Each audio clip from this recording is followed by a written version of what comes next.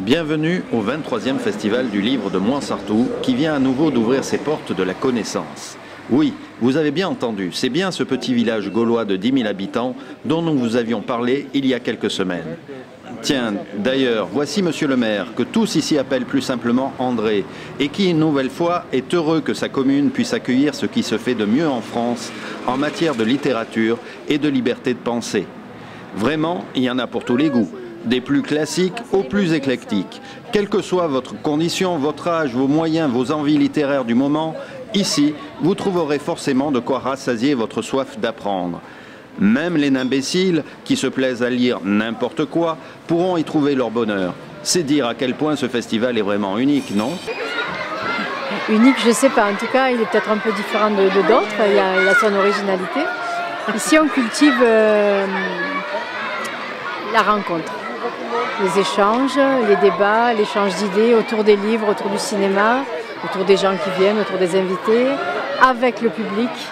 Ça aussi, c'est une différence, c'est-à-dire que lorsqu'on fait des débats, il y en a très nombreux, plus de 50. Il y a une part, les intervenants, les invités parlent, posent les problématiques, enfin échangent. Et ensuite, pendant une heure, c'est la parole au public. Ça veut dire que tout le monde peut intervenir. Et au fil des années, il s'est vraiment passé quelque chose de ce côté-là. Parce que les gens sont de plus en plus, je dirais, pertinents au fait de tout ce qui se passe, ils sont réactifs, ils en redemandent.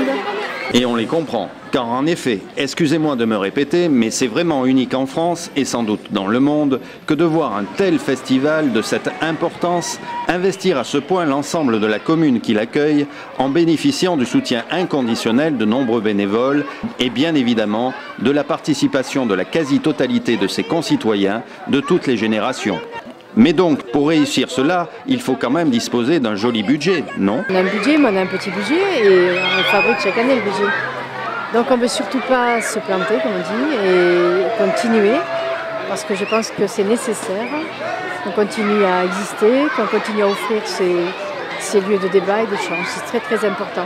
Parce que je pense que chacun de nous détient une partie des réponses qu'on cherche, détient une partie des solutions, détient une partie de l'énergie qu'il faut pour arriver à changer les choses comme on le voudrait. Voilà, donc il faut partager ces parcelles, faire un puzzle et arriver à ce qu'on trouve des solutions tous ensemble, des solutions différentes de celles qu'on nous propose. Et oui, ça aussi c'est unique, comme le thème du festival de cette année qui débat sur les états d'urgence. Tiens, au fait, en quoi il y a urgence? Oui, il y a urgence dans pas mal de domaines et notamment il y a des urgences, il y a des crises. Alors un qui me tient beaucoup à cœur et que cette année on a développé, c'est celui de la violence envers les femmes et du mépris envers les femmes. Alors les femmes, c'est pas un groupe humain, c'est la moitié de l'humanité, hein, un peu plus même. Et on s'aperçoit que même dans notre pays, hein, dans nos pays, on va dire occidentaux, où on a l'impression d'avoir vraiment progressé, ce qui est vrai, dans les droits, etc., il n'y a pas de problème. Mais il y a quand même une femme qui meurt tous les 2 jours sous le coup de son mari, donc malgré tout, c'est pas évident. Donc c'est absolument insupportable. Donc vous voyez, on a fait ce petit badge un peu symbolique. Libre et égal en droit. Pourquoi? Parce que la Déclaration des droits de l'homme, qu'on devrait maintenant appeler des droits humains, dit que les hommes naissent libres et égaux en droit. Moi j'aimerais que dans le mot homme, on intègre la notion de femme, parce que c'est pas évident, ça va mieux en le disant. Puis les autres crises, évidemment les crises économiques, dont on voit bien aujourd'hui qu'on ne trouve pas les bonnes solutions et qu'on recommence même ce qui a provoqué la crise. Donc ça nous inquiète plutôt. Donc on a rassemblé des gens qui ont d'autres idées là-dessus. Et puis ces crises économiques, elles amplifient les crises sociales. On revient aux femmes. La précarité, c'est pour les femmes et pour les jeunes. Beaucoup, beaucoup plus. On a invité Florence Benat, qui elle a fait l'expérience, c'est une journaliste que vous connaissez, qui a fait l'expérience de se mettre dans la peau d'une travailleuse précaire et de voir ce que ça voulait dire pendant 6 mois, de galérer sur des temps partiels, etc. Et ça a fait réfléchir vraiment, j'espère les politiques, en tout cas l'opinion publique, a pris conscience.